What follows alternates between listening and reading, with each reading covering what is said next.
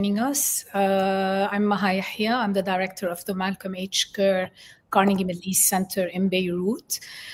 Today, we'll be talking about, after recognition, the next steps for Palestine. Basically, the recent decision by 159 countries, including the UK, France, Canada, Australia, to recognize the State of Palestine marks a historic moment in the Israeli-Palestinian conflict. Coming amid the ongoing Gaza war, Jewish settlement expansion in the occupied West Bank, and mounting Palestinian civilian, death toll, suffering, etc. Recognition is being cited by European and other leaders as necessary for reviving the moribund two-state solution.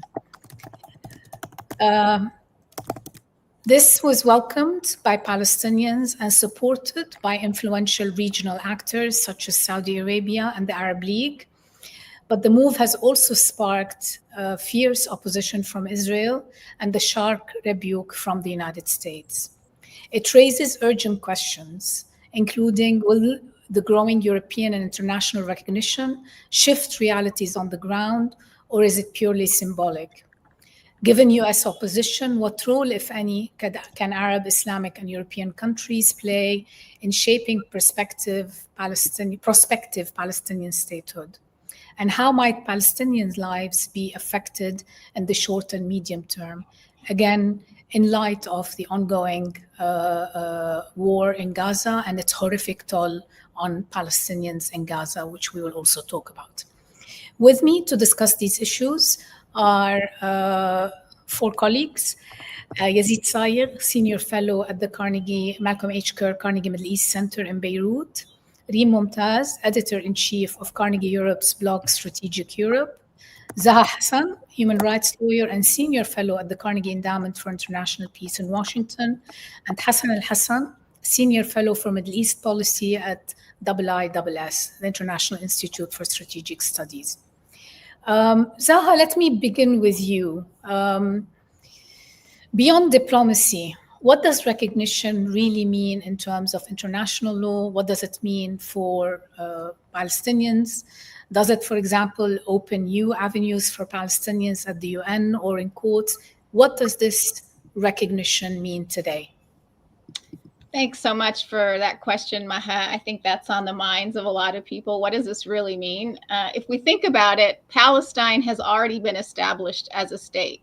It was established, many, many years ago as such. In 1988, when Palestine declared its independence, 88 countries had recognized Palestine. In 2012, the UN joined and recognized Palestine as a state.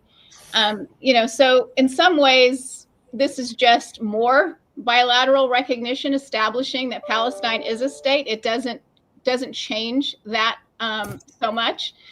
But what's different is obviously that, it was much of the West and the countries allied with the US that held back recognizing Palestine. And they did so because of what they said would prejudice negotiations with Israel, which honestly never made much sense to me, because if the whole point of, the Oslo process was to support the two-state solution, having Palestine recognized as a state or extending political recognition to Palestine as a state wasn't going to prejudice the outcome if that outcome was in fact a two-state solution. Mm-hmm. So that was never quite a satisfying reason.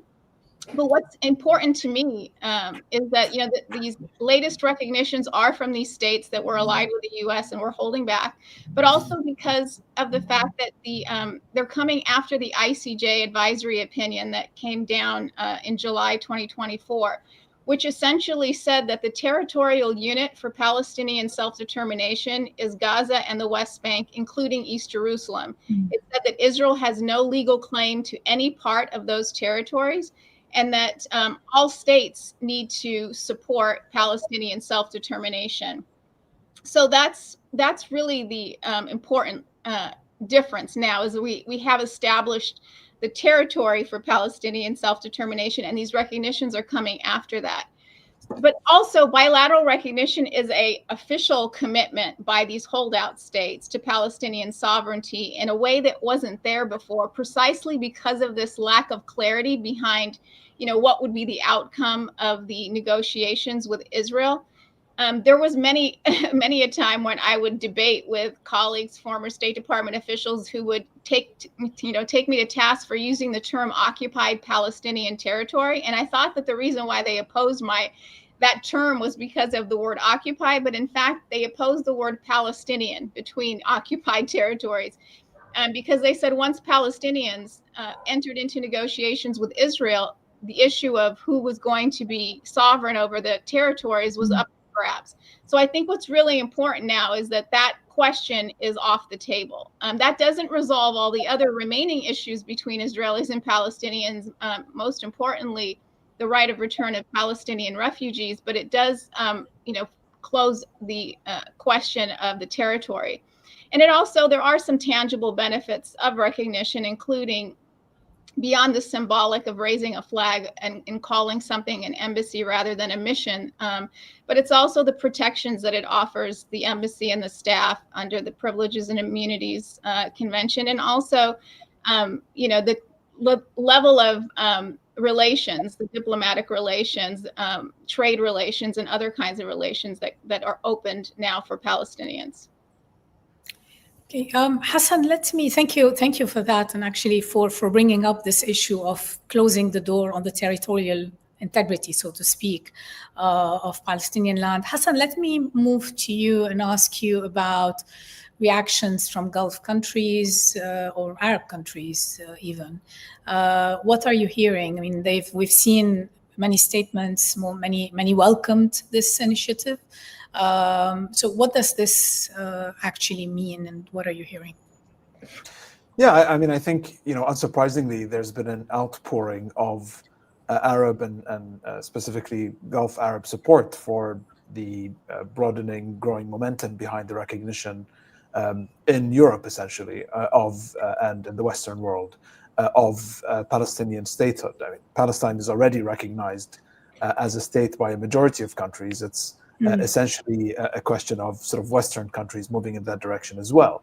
And I think, unsurprisingly, we've seen the Gulf countries welcoming this very much. I think, in the grand scheme of things, we have to sort of take stock of the fact that Saudi Arabia, which was pre-October 7 on the brink of potentially establishing relations with Israel, is now in the driving seat of the global coalition for the two-state solution, alongside a few other European countries, including France and so on. And I think, that is very much significant. And I think it should put to bed a misconceived notion that actually Saudi Arabia and the rest of the Gulf states are secretly sort of supportive of Israel's policies. I think nothing could be farther from the truth.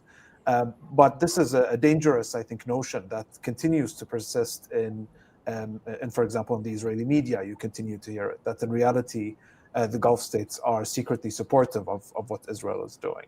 I think quite the contrary. I think Israel is now very much seen in the Gulf as a destabilizer until the strike on Qatar, because of its policies and potential for expulsing Palestinians from Gaza towards Egypt and Jordan, and what this could mean for Egyptian and Jordanian security and how that spills over for the Gulf states. I think Israel's policies in Syria are also seen as highly destabilizing.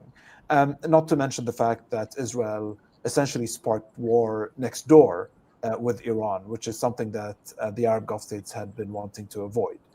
So I think up until the Israeli strike on Qatar, Israel was seen as a destabilizer. I think following the strike on Qatar, it's now seen as a direct threat to security in the Arab Gulf states. I think it is unevenly perceived as being a threat. So I think countries like Qatar, Saudi Arabia, Oman, and Kuwait see it as being much more of a threat than, say, the UAE or Bahrain. So there are disparities and there are differences in the Gulf. But I think by and large, there's a growing view that Israel has essentially trespassed the red line and that it can be very much a destabilizing, if not a threatening force. So I think, if you go back to the question of Palestinian statehood and recognition, I think ultimately Saudi Arabia, I think, is aware of the domestic and regional expectations of the role that it needs to play on this issue. It has in the past played a leading role on forging the Arab Peace Initiative, which for decades was sort of the defining approach of the Arab states towards this question. And I think at the moment, it's quite interesting as well to note that the UAE has drawn a red line around annexation. And that, I think, could really put the Abraham Accords to the test. Now, there's room for ambiguity because annexation need not be wholesale. It could be piecemeal, it could be partial, it could be incremental. So we'll see how the Emiratis respond to provocations such as those in the West Bank. But I think overall... Well, I mean, annexation is pretty much ongoing anyway, quite frankly, the de facto and under other names, but it's happening. Large-scale expropriation of Palestinian land in the West Bank, the attacks, forcing communities to move. I mean, it's an ongoing process in any case. It just hasn't been called a formal annexation. That's right. And I think part of the Emirati concern is that a formal annexation would be followed by a massive expulsion towards Jordan. Yeah. And I think that is very much part of the Emirati concern. I think the broader concern as well is that it would upend sort of this fiction that the international community, so to speak, has rallied around, which is sort of this idea of a two-state solution. Because once you declare formal annexation, then essentially, what idea, what notion, what proposal, what concept do states around the world essentially rally around? I will come back to you, Hassan, with some questions on what to do with the what can Arab countries do to push this further? But first, I want to go over to Reem. Reem, the European leaders say that recognition is meant to revive the two-state solution, something we've been saying has been dead in the waters for a long time. From your vantage point in Paris, is this primarily symbolic, or do you see actual policy levers that could follow, particularly as, in previous conversations, you were pointing out to the fact that this recognition was not at the heart of the Saudi-French plan, but has taken on a lot more. It's kind of, all the attention is on it, whereas it was not at the heart of the plan itself. Yeah, thank you for that question, because there have been some differences among the Europeans. So you had, first of all, last year, a first batch that recognized, Spain, Ireland. And there was a lot of pressure for example, France to recognize at the time.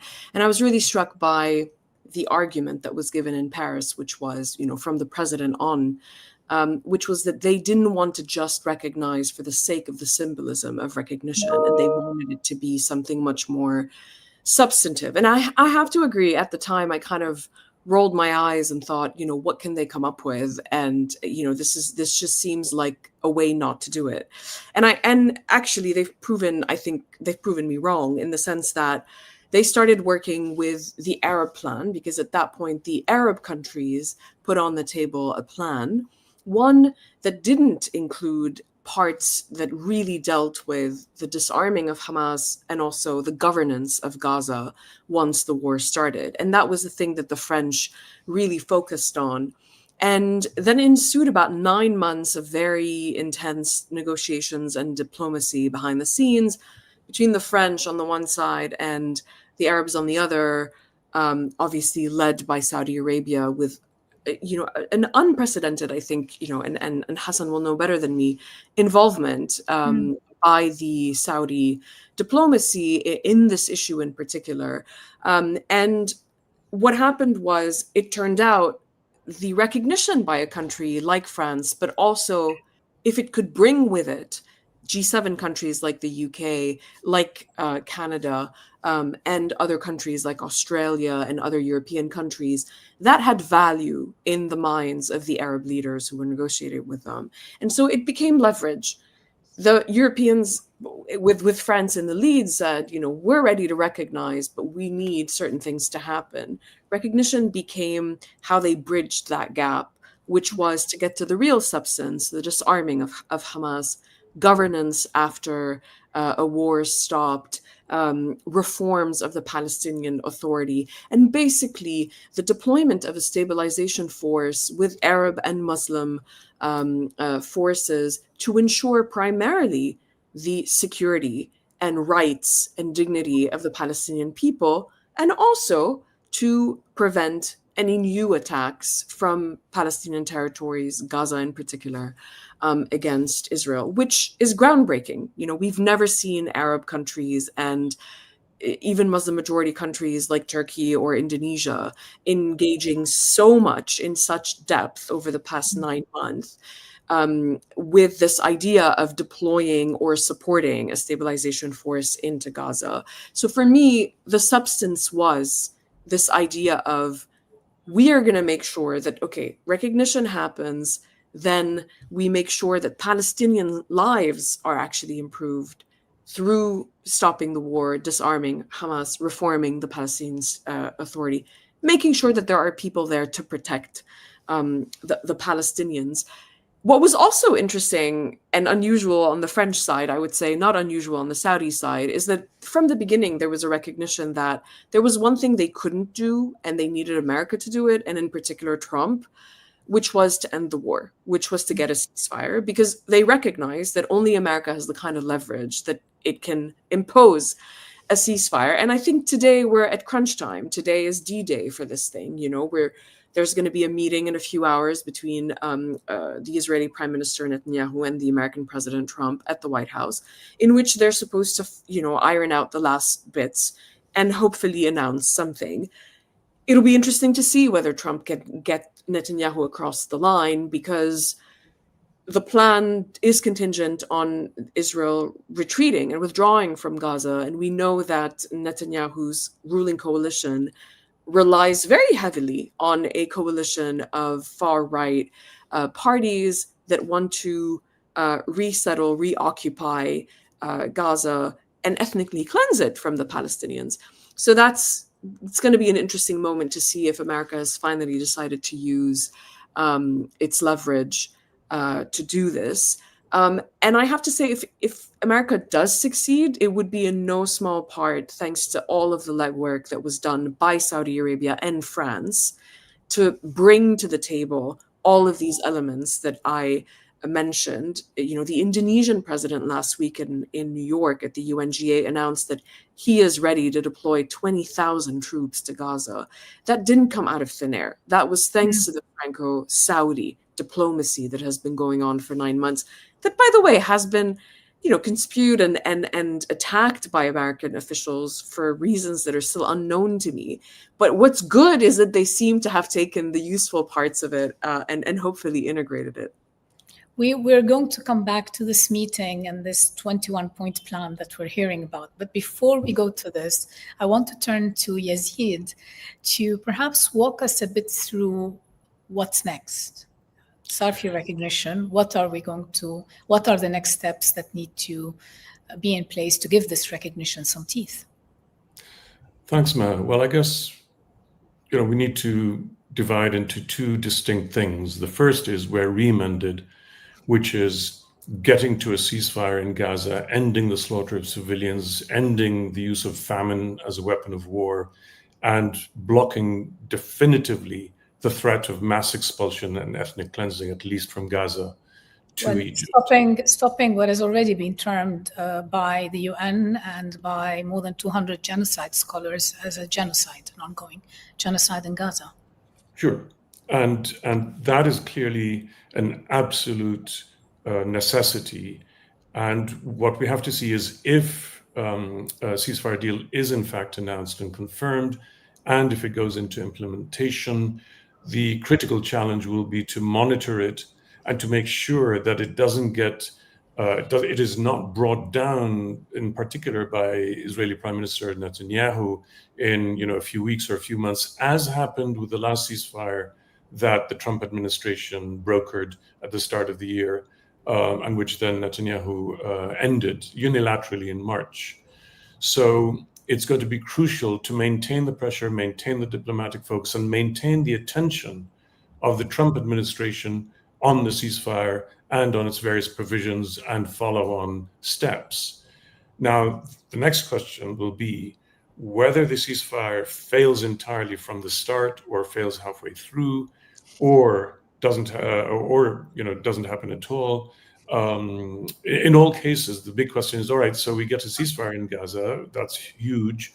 Hopefully humanitarian aid can flow in, infrastructure, clean drinking water, medical services, and all the rest can follow.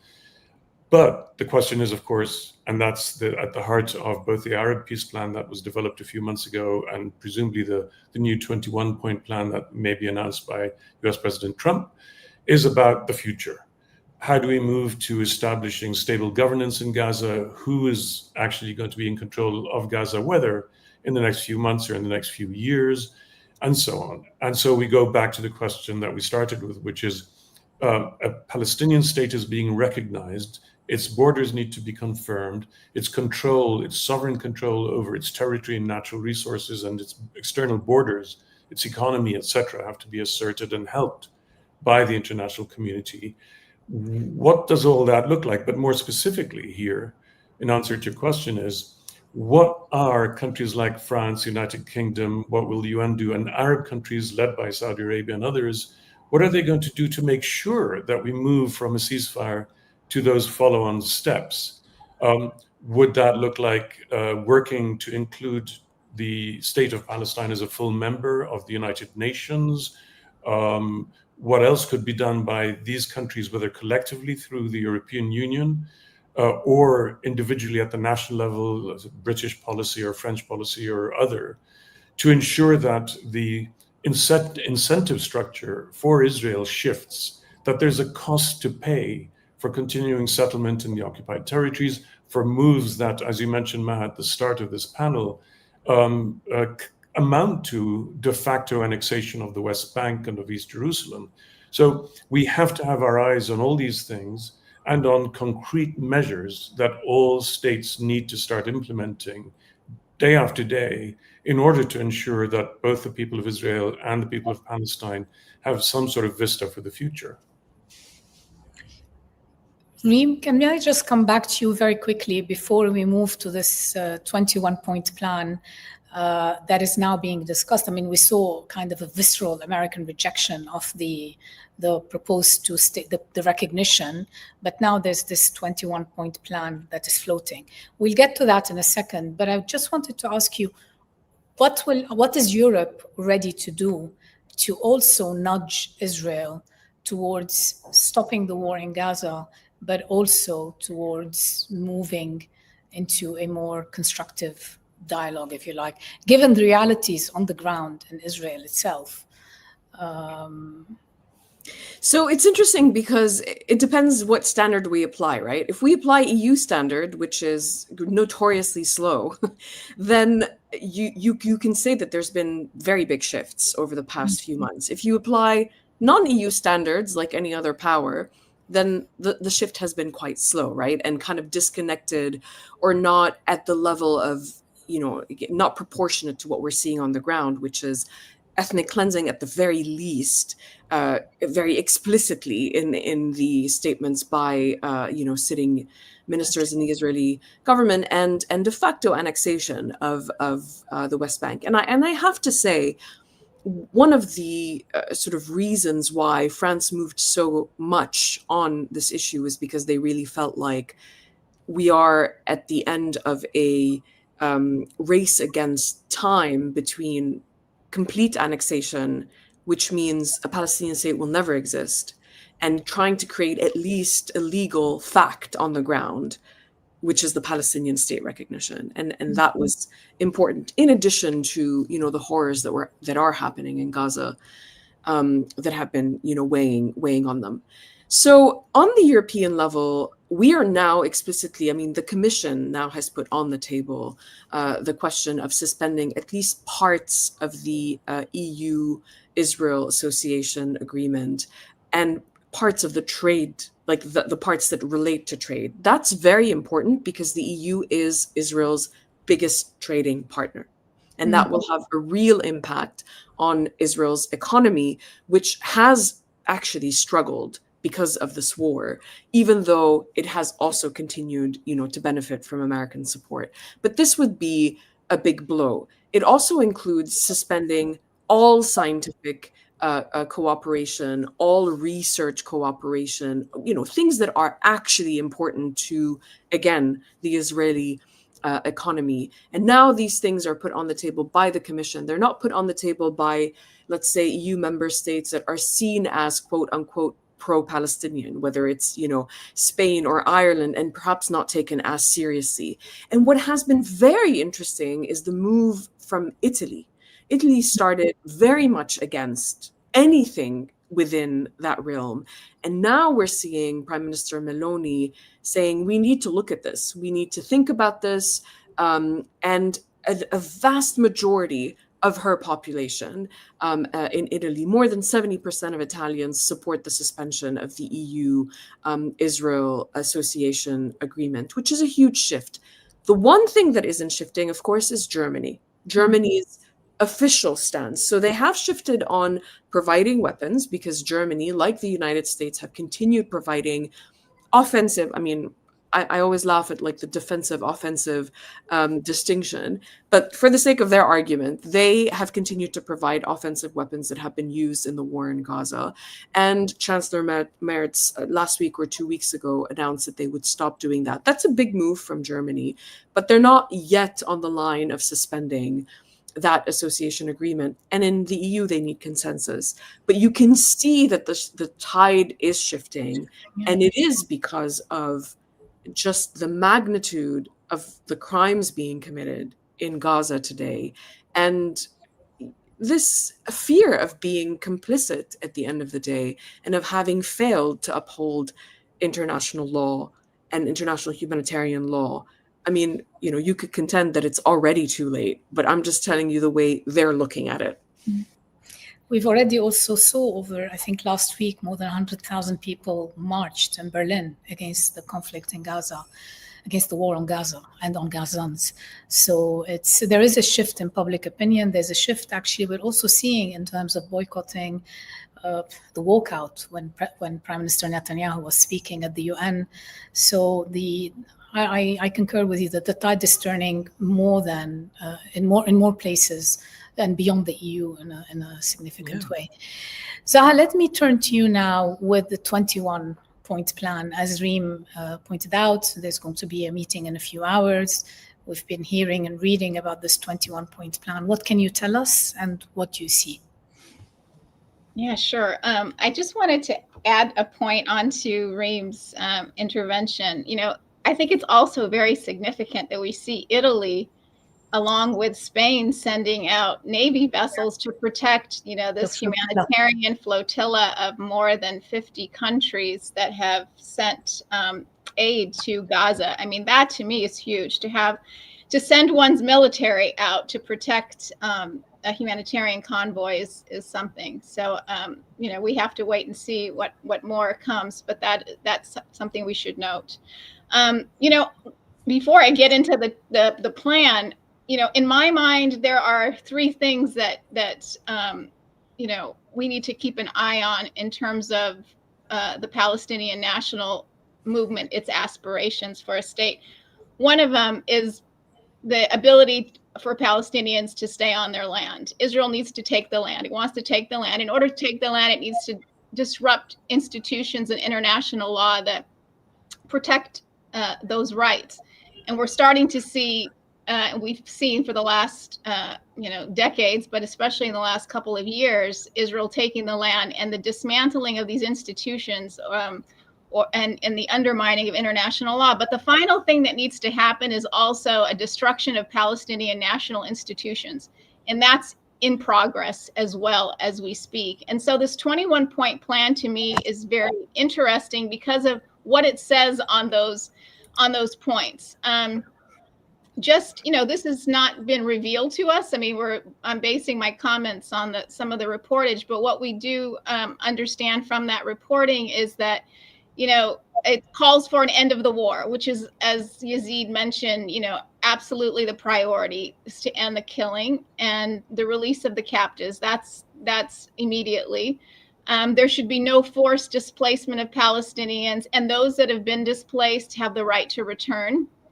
That's an important principle that I have not seen before in any kind of agreement laid out related to Palestinians.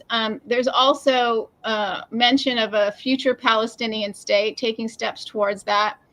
It does mention PA involvement, Palestinian Authority involvement, after the Palestinian Authority engages in certain reforms that aren't quite clear from the reportage. And then it talks about amnesty for Hamas fighters and Hamas not being at all involved in governance in Gaza. And it mentions stabilization forces, international forces to keep the peace, which opens up the ability for recovery and rehabilitation and rebuilding and investment in Gaza. The problems I see, at least from what we understand of this plan, is that there's not any time bound. I was going to ask about that. Is there a time horizon? We don't see a time horizon, particularly with respect to this transitional authority that is supposed to, provide governance in Gaza, unlinked to the Palestinian Authority or any Palestinian national institution. So we don't have, and things that happen in the Palestine-Israel context, temporary arrangements tend to stick well beyond their expiration date. So this is obviously an issue of concern. It will be for the Palestinians. There's also no enforcement mechanism built into this, at least not from what we know.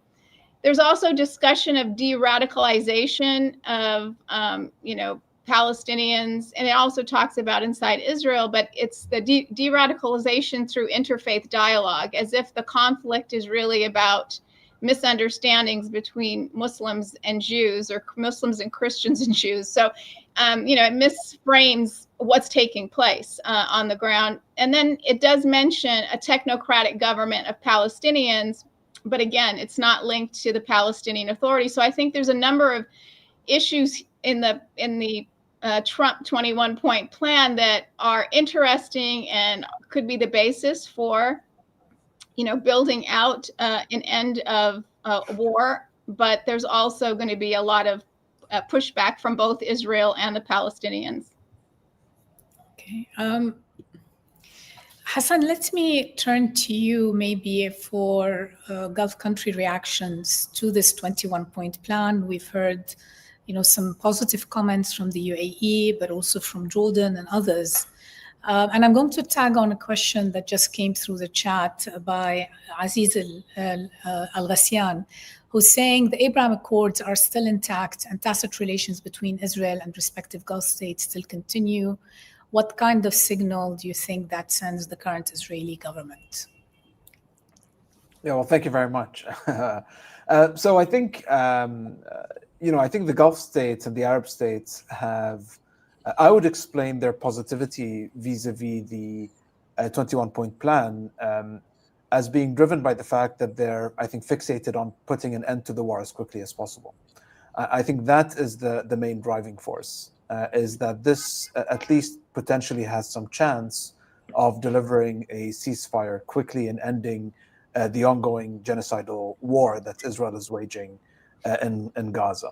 So I think this is the real driving force. But I think I tend to be extremely pessimistic. I think about anything that President Trump really has to put forward for a number of reasons, and not just because I'm sort of prejudiced against the man, but really for a number of objective reasons. I think he's obviously someone that's very volatile and fickle.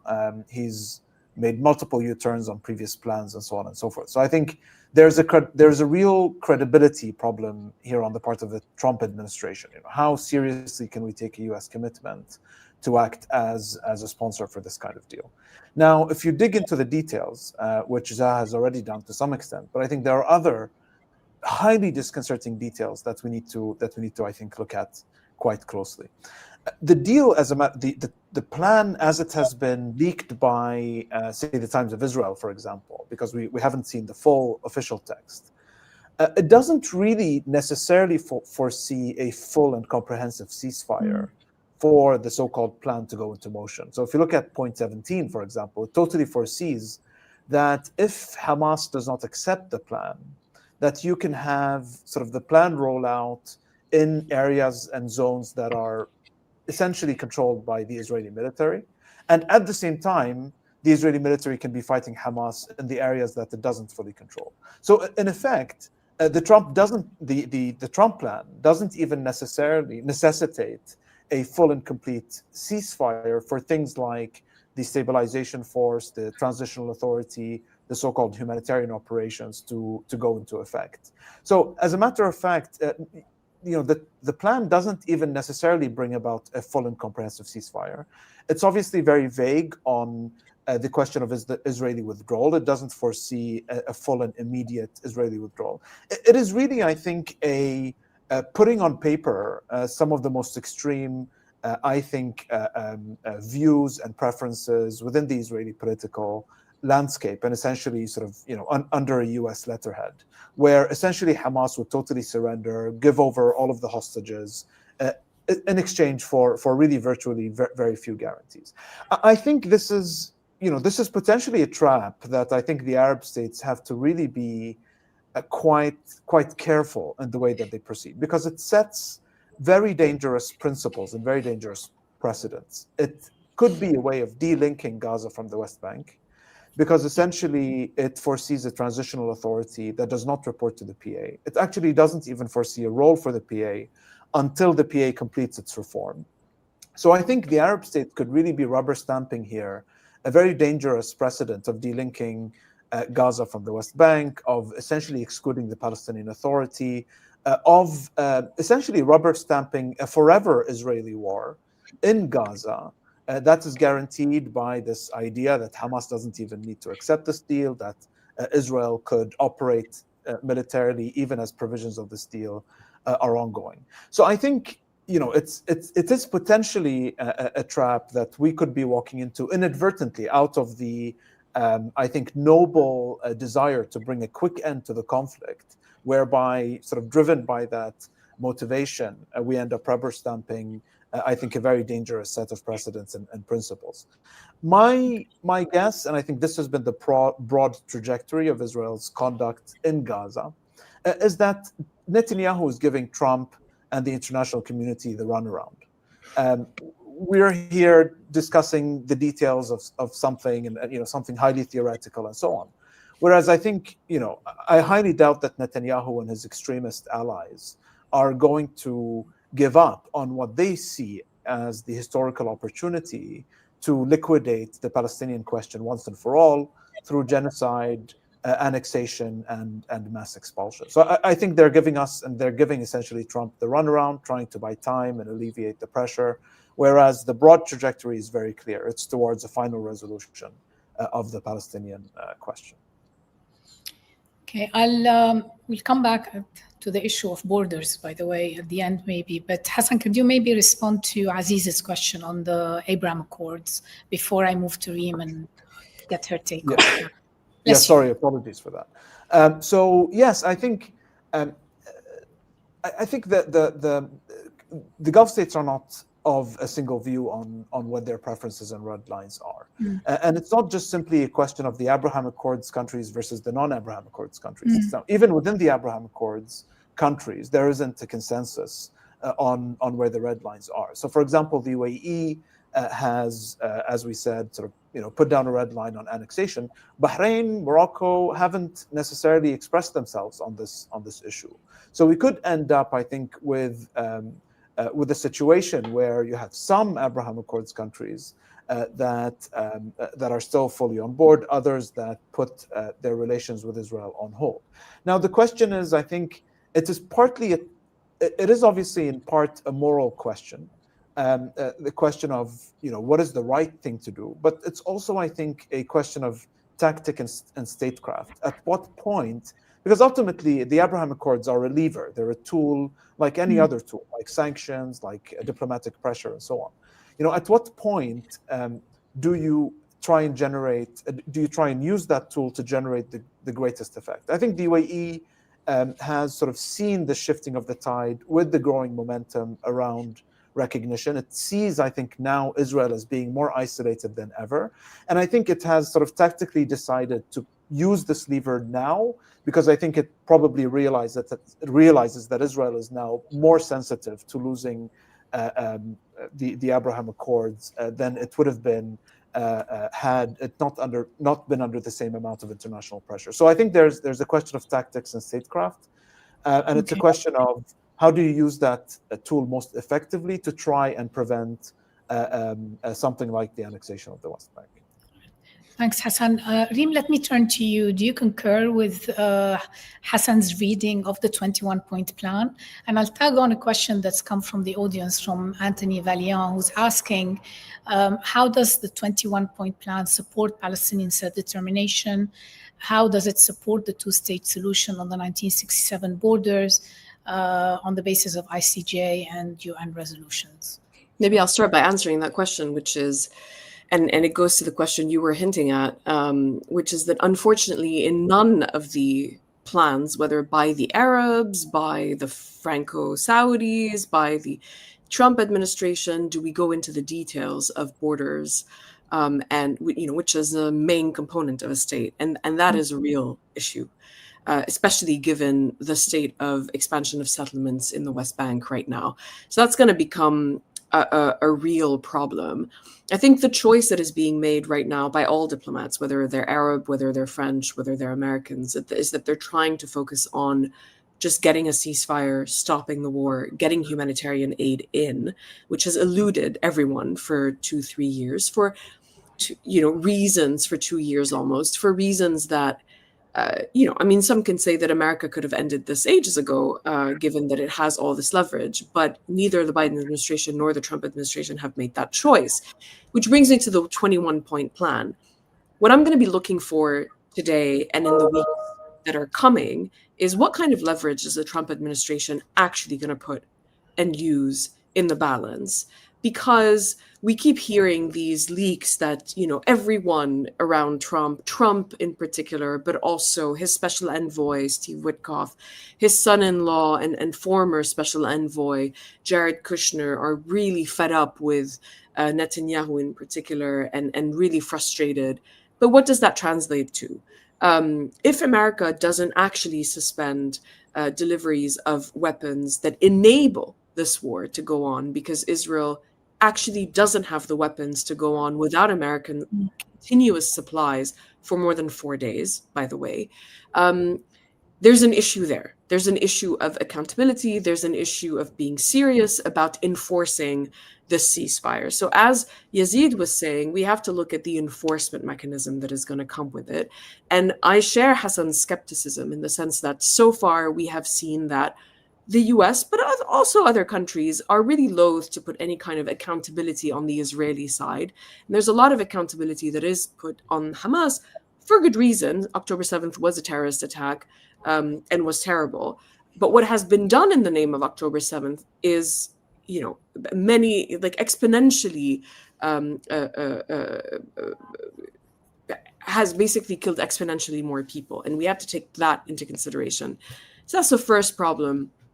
The second issue with the 21-point plan is that question of, so we have at least 1 million, if not more, Gazans who have been displaced internally. Are they going to be able to go back to their origin place in Gaza to start with, with this plan? Or are they going to be, incentivized, quote unquote, to use consultant words, to leave the strip? Because when this plan started, it was based on encouraging most Gazans, quote unquote, to leave, which is ethnic cleansing. Now, the way we understand it is they've gone back on that idea of trying to displace most of the Gazans. But even if they incentivize some of the Gazans to leave, that is problematic in the eyes of international law. So that's the other thing.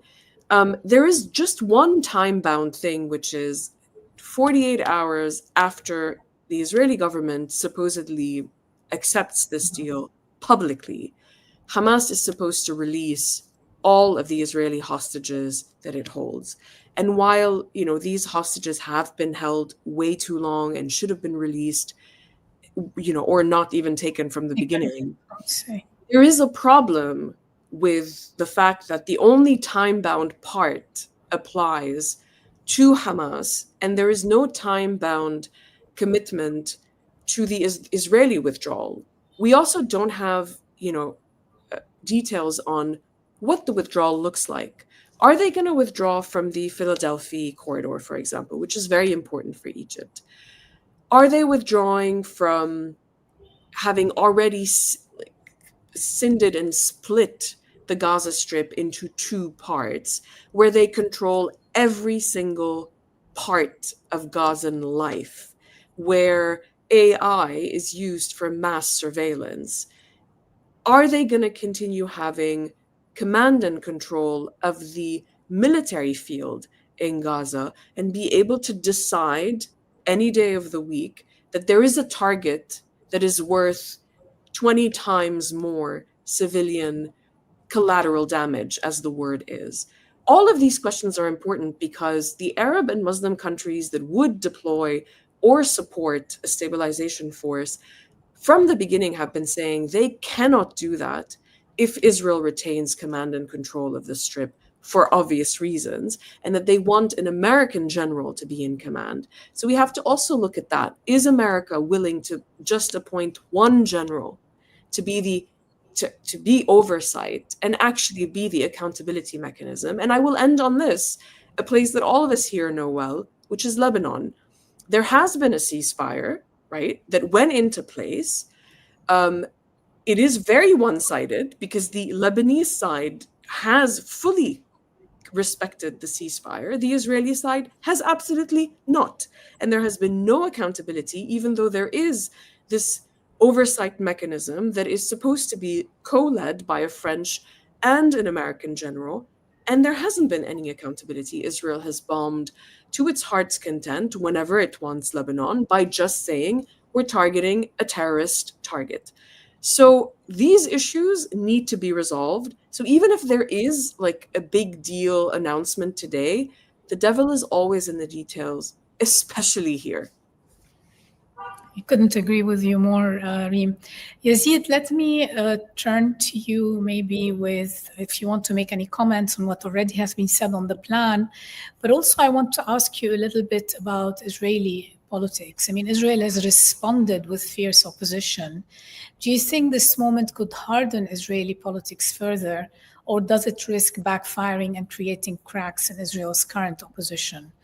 And I'll just tag on a question that came from Tim Reed. I think it's already been alluded to, but I'll ask it clearly, which is how can we talk about a two-state solution without addressing the issue of Israeli settlements? Thanks, Ma. Very briefly on Israeli politics first.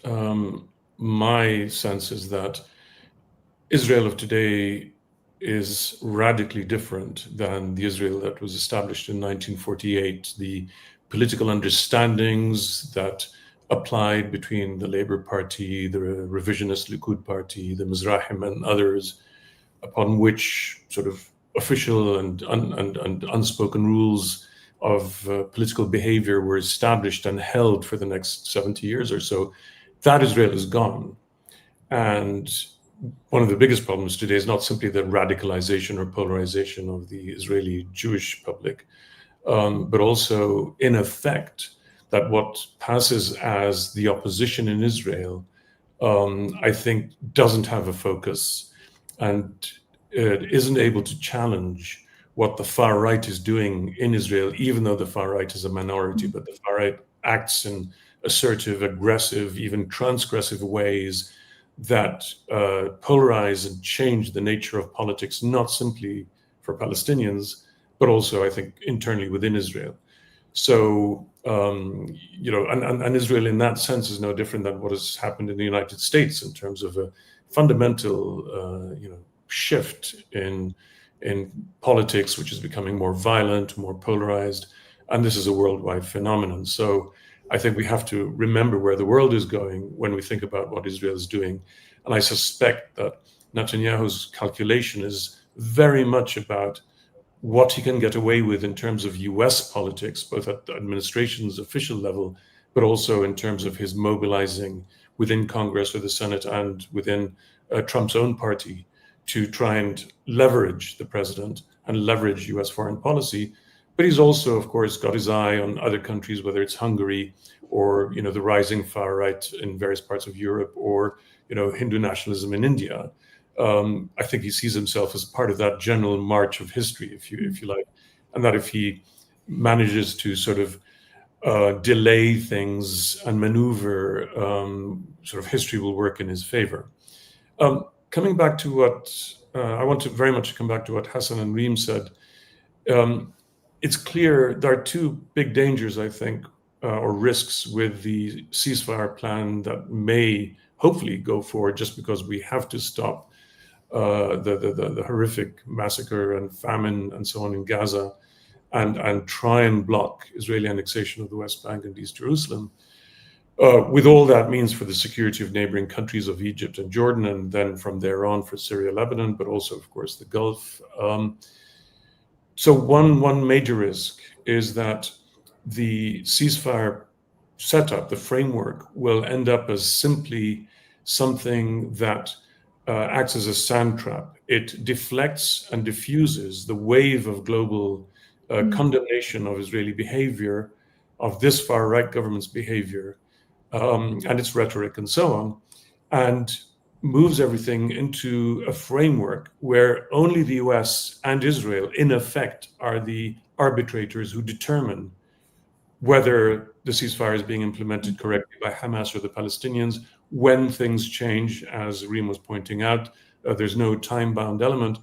And this recalls, to my mind, the creation of the so-called quartet in 2002, the US, the European Union, Soviet Union, the UN, who were together meant to restart the peace process between the Palestinians and Israelis, and to monitor behavior and so on. Now, at that time, after a lot of hard negotiation, it was agreed that the quartet would be supported by a monitoring mechanism, which would be third-party, fair arbitration to monitor both sides' compliance. The day before the quartet's roadmap to peace was published in April or May 2002, the US unilaterally withheld the monitoring mechanism and dropped it from the plan. And I know this. I mean, I was at a meeting in which European desk officers working on this were informed by their American counterpart of something that was about to be announced the next day that they hadn't been consulted on. Their governments were not in the know, although they were part of the quartet. So we could easily find ourselves in this situation again, where the US decides what is right or wrong, who's right or wrong, and chooses to act or not on that basis. That, I think, is an enormous risk. The other risk is that, again, this becomes a way of putting the Palestine-Israel conflict, the peace process, two-state solution, call it what you will, in formaldehyde, as happened 25 years ago with the whole peace process. And I'll remind you here quickly that in the European Council's Berlin statement in March 1999, the member states of the EU, including the United Kingdom at the time, unanimously committed to the right of the Palestinians to self-determination, including in the form of a state which was not subject to any condition or veto, and I'm quoting here. In other words, no one, not the US, not Israel, could veto the Palestinian right to a state, and that the EU hoped to see this come into being within a year, or else would consider other ways of dealing with it. That was 26 years ago. And in 2001, American President George W. Bush sponsored a United Nations Security Council statement endorsing Palestinian statehood. And that was 24 years ago. So there's been a series of abdications by these same parties of the commitments they made all that time ago to ensure through active measures, through monitoring Israeli compliance, for instance, with not marketing goods produced in Israeli settlements in the occupied territories, all of which are illegal under international law, in European markets as made in Israel. And yet the EU, even with that modest measure, failed to monitor compliance or impose sanctions in relation to that at least modest measure. So we are where we are because of serial abdication. It is partly because of this that Palestinian politics went where they did, that Hamas rose in stature, that it won the elections in 2006, that it took over Gaza, that Palestinians despaired and turned to Hamas. We wouldn't be here today if all these governments hadn't been doing what they could seriously and proactively 25 years ago to bring about a meaningful peace between Israel and Palestine. So again, the real risk now is that we go into another formaldehyde situation. And that's why I say we have to be really clear about next measures. Taking the campaign to include Palestine as a full member state of the United Nations and pushing it, it'll meet a US veto in the Security Council, but the General Assembly must then take it up under the Uniting for Peace umbrella, which is not fully binding and nonetheless will increase the political pressure, just as happened with past votes on ceasefires for Gaza. Nation states should review, as we've heard from Ursula von der Leyen, the European Commissioner, should be reviewing trade agreements with Israel, Israeli participation in research grants and scientific schemes, and so on. These are all within not only the power of the EU, they're also within the power of individual governments, be that the British, the French, the German, the Italian, the Dutch and others. So there's a whole range of measures, starting with, for instance, penalizing violent Israeli settlers, penalizing those who fundraise in European countries for illegal settlement activity and violent settlers in the occupied territories. The range is extremely wide, and it must be pursued if we're not to go back to something where right now, the 25 years that passed were sort of stable because the settlements could expand in the West Bank and in East Jerusalem bit by bit. But the settlers are now, as it were, they've reached the final frontier. There is no more meaningful space to expand in the West Bank without coming right up against Palestinian civilian populations and settlements, villages and towns. And so we're at this moment of highly explosive, violent potential. This is where we are. It's already been unfolding in the West Bank. Something like 1,000 Palestinians killed by Israeli settlers and forces in the West Bank, besides everything we've seen in Gaza. And so right now, going back to formaldehyde is really not an option for anyone. And here I will end by saying that Arab states, which have, as we heard from Hassan, including Saudi Arabia especially, that have worked so hard to get us to where we are with new peace plans being put forward, they're unfortunately, that's not the end of the game. They're going to have to be willing to put political capital on a continuous basis behind these plans, or else they're going to go nowhere again. Whether that means the Saudis, for instance, saying to President Trump, we've pledged $700 billion of investment in the US economy. We are going to deduct the $53 billion that are estimated as needed for the reconstruction of Gaza, because your ally Israel is inflicting this cost. The United Arab Emirates has huge leverage, both with Israel and with the US, and so far has not actually used that leverage.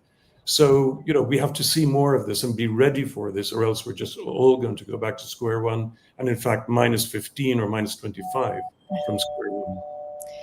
Thank you, Yazid. We have maybe 2 minutes left, so I want to ask you each, or begin with you, Zaha, and if each of you want to comment on one question.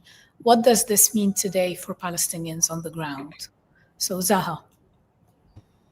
I mean, it could be huge.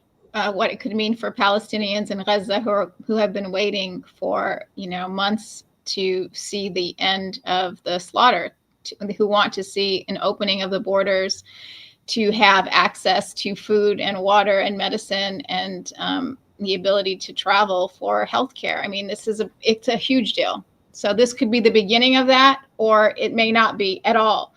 What it means long-term for Palestinians remains to be seen. I share the same concerns Yazid has and that Reem articulated about the 21-point plan. It could be sort of another treadmill that Palestinians go on indefinitely with no resolution to their national aspirations. So yeah, there's a lot to be skeptical about in this moment. Reem? I mean, again, if it actually does translate into an immediate ceasefire, it's life-changing, literally, for 2 million people who have been living In hell. atrocious massacres for almost 2 years. So we can only, root for that. If, as Yazid just said and everyone else did, and Hassan in particular, this translates into a moment where the Arab countries and the Gulf countries in particular grow into their own, understand how much they have power and how much leverage they have, and really reveal their diplomatic power. That could also be a turning point for diplomacy. And it could be, a legacy defining moment for Trump, but also for Macron to a lesser extent. And why not? So, but all of this is contingent on everything we just said in terms of enforcement mechanisms and making sure that things are actually done properly, which, as our listeners may have understood, we're all quite skeptical about. Hassan? Thank you, Reem. Yeah, unfortunately, I'm extremely pessimistic. I think that the dynamic on the ground goes in one direction and one direction only. And if you look at the pace and tempo of the current Israeli operations, they're pushing deeper into Gaza City at a much larger pace. So I think, unfortunately, the plan could actually serve as a red herring, where it's essentially, like Yazid put it, seeks to essentially absorb the international pressure, deflect, distract, and actually obtain, and I think this is the added risk to the risk register that Yazid was describing, obtain the Arab seal of approval on an Israeli forever war in Gaza. Because as I said, there's nothing in that plan that actually guarantees a full Israeli withdrawal or a comprehensive end to military operations. So I think the risk is that we end up with a situation that is legitimized by Arab approval, where Israel maintains a presence. Hamas, by the way, is not going to lay its arms and surrender, as the plan sort of asks it to do. And so essentially you have the ingredients for a forever war, except one that has international and regional seal of approval, and where, because you have this framework, you no longer get the international pressure that comes along with it. So I think this is the risk that we're running, and I'm really very pessimistic that we're going to see a change in Israeli behavior or US preferences on this issue, because really what has changed this time around? Very little. I think we're coming to a consensus on the panel. Yazid, any last comments before we close? I think I've had at least my fair share of time, so I'll not add anything. Yazid, Reem, Hassan, Zaha, thank you so much. I think this has been a very enlightening conversation, even if quite depressing. I like the term you used, Hassan, red herring. Short term, it could provide some relief to Palestinians in Gaza at least, but clearly the medium and long term and the prospects are very difficult to ascertain, and at least based on the information that we have so far. So thank you so much, all of you. We will be continuing this conversation in different formats until the next one.